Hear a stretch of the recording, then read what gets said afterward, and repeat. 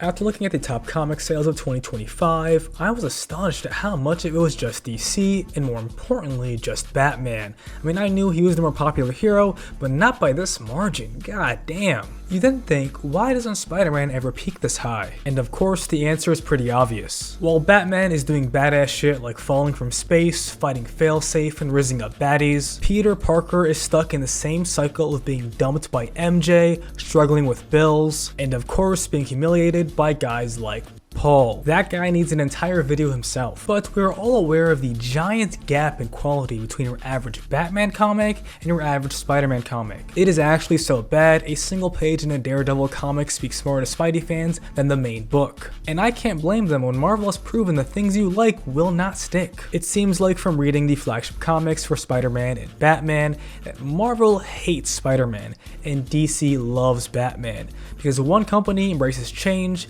and the other is doing this. So in this video, I want to talk about how these characters are written with respect and disrespect, when they have romantic problems, when they face conflict, and when the writers want change. Both Peter Parker and Bruce Wayne are usually single men, with an on-again, off-again relationship. However similar it may seem on paper, it is not close at all. To be blunt, Marvel Editorial loves to break up Peter and MJ in a way that is completely embarrassing and emasculating for Peter. Every single chance they get, they want Spider-Man to go through a humiliation ritual. Peter is this jack dude with a crazy IQ and is also a fucking superhero, but for some reason Marvel thinks a woman like MJ would treat him like he's a bum. While I do respect the plotline of civilian girlfriend having trouble with hero boyfriend she barely sees, it is not only overused, but is often written terribly. Imagine if Batman had to compete for Catwoman's love. It would never happen because he's the most suave man in Gotham, the ultimate ladies man. Bruce Wayne is a man who has everything he wants, and Peter Parker is just trying not to lose anything he needs. Marvel doesn't ever want him to ascend to be a higher status individual, which I understand, but they also don't want him to be in a long-term relationship. For the audience, you need some reward for investment to keep things interesting, and heroes can be in relationships for years and still be interesting. It is usually more interesting if they have only one girlfriend. In Mark Waid's Flash run, Linda Park, Wally West's girlfriend, is such an important character that enriches the story,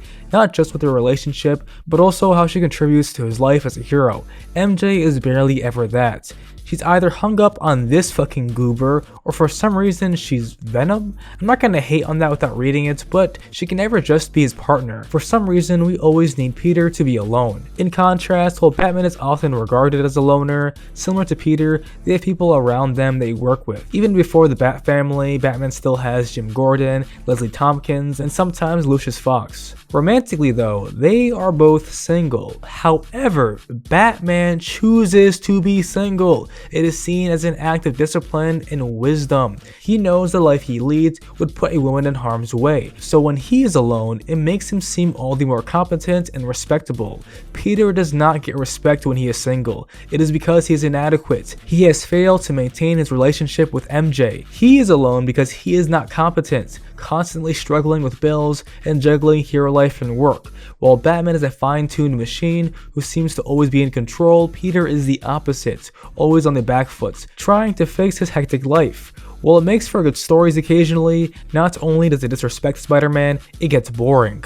What's crazy is back in the day, Peter Parker was a different guy. He was less of a pushover, more snarky and aggressive, and above all, a ladies' man. He was the best kind of ladies' man because he barely tried. While Batman has perfected the art of being a gentleman, Peter just has the sauce. Look at this picture, man. Look at what they took from you. In modern times, Spider-Man is able to pull, that is usually from this golden retriever personality they're always leaning to now. He has this weird aw shucks type of attitude. The worst iteration of this is in the new animated show, where Peter has no bite to him at all. I mean, he is so boring.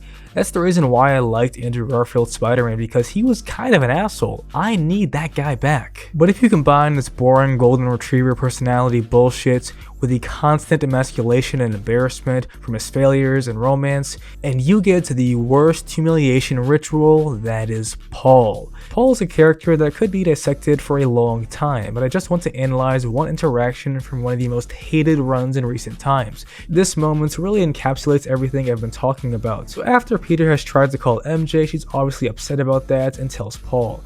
Paul, being the alpha male that he is, wants to go over to visit Peter and tell him to stay away from his girl. Exactly, so what the fuck you talking to her for? Alright, buddy. So Paul walks up to the apartment and the man says to him, "Who are you here to see?" And he says, "Peter." This man is also for Peter. He is a bill collector. He says, "Does he owe you money too?" They're already talking crazy about my boy. But Paul says no, and he explains the situation. After the bill collector lets Paul know these are hospital bills, Paul takes pity on Peter and pays the bill for him. What a nice guy. On the surface, this might seem like a wholesome moment, but what does it say about Peter? Not only is he a failure in romance, unable to keep his girl, but he's also a financial failure. So pathetic, someone like Paul takes pity on him and has to pay his bills for him. This constantly happens. Peter is always relying on people to take on adult responsibilities in his life. Imagine somebody paying a bill for Batman because he's too broke. How would that feel as a Batman fan? It would feel horrible. Some regular ass square cucking him and getting with Catwoman because he's too much of a fuck up. We're going to come back to this issue later because man, oh man, does it keep on beating down Peter in such a cruel way. Batman is him. In his comics, he's smooth, effective, and most of all, in control. In the times where he's on the back foot, he always has his foolproof contingency plans. So while he may be an underdog in some regard, there is never the feeling of, oh man, Batman might lose. That is sacrilegious to say. The Bat God always wins. Call it plot armor or whatever, but Batman always feels strong, always confident. Batman is a character when you're reading, you ask the question, how is he going to get out of this? Not because we don't believe he can, but because we are curious of which impressive method he will use to win. Sometimes it's tech or careful planning, or the best is when it's pure skill, and he puts belt to ass. Batman is usually written to be the most competent person in the room. Some writers who have a hard time making something good do this by making everyone around him slightly or severely incompetent. This leads people to always trust in Batman. In contrast, Spider-Man is a character who is written to be an underdog. While Peter is quite intelligent, he does not have the level of planning that Batman does, so he has to improvise and create solutions on the go for villains that are stronger, faster, or even smarter than he is. Furthermore, he is a character who has heart. We like to see him beaten down so he can rise again. This has writers putting him in situations where he is trapped, tricked, outfought, etc. Even though we always trust Peter will come out on top eventually, he's been put in situations that have him completely vulnerable. While the same can be said for Batman, the way they react to it is completely different. Let's take two characters who have completely outclassed our heroes. Marlon for Spider-Man and KG Beast for Batman. Well, Batman did get his revenge recently. Back in the day, this dude was a demon.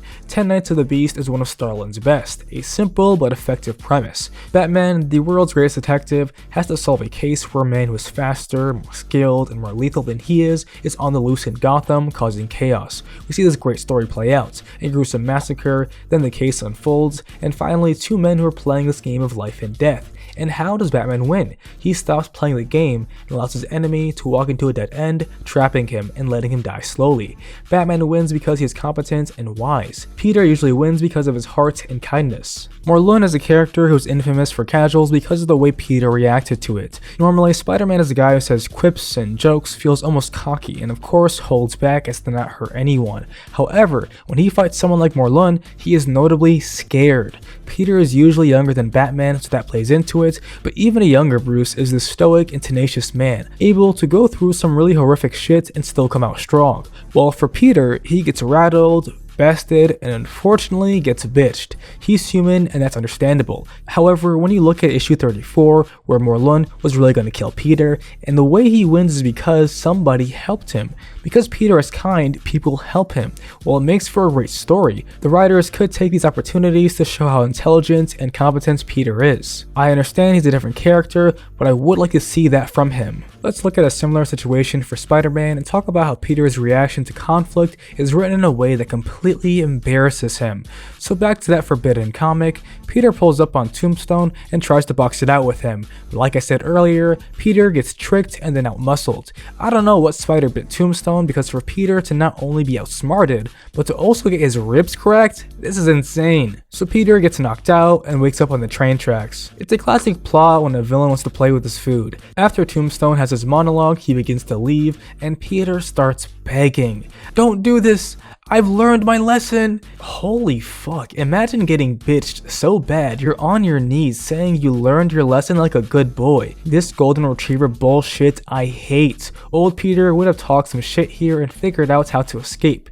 This Peter gets emasculated as per usual and tortured for quote unquote entertainment. The most annoying thing is, just like in the Morlun fight, he only wins because of his previous kindness. Another person intervenes and saves him. Again, I kinda like it, makes for a good story, but the writers do not respect the competency of Peter. Peter walks into a trap with no plan, and the minute he gets into a tough spot, he begs his enemy, doesn't even try to think of a solution. Then you look at DC.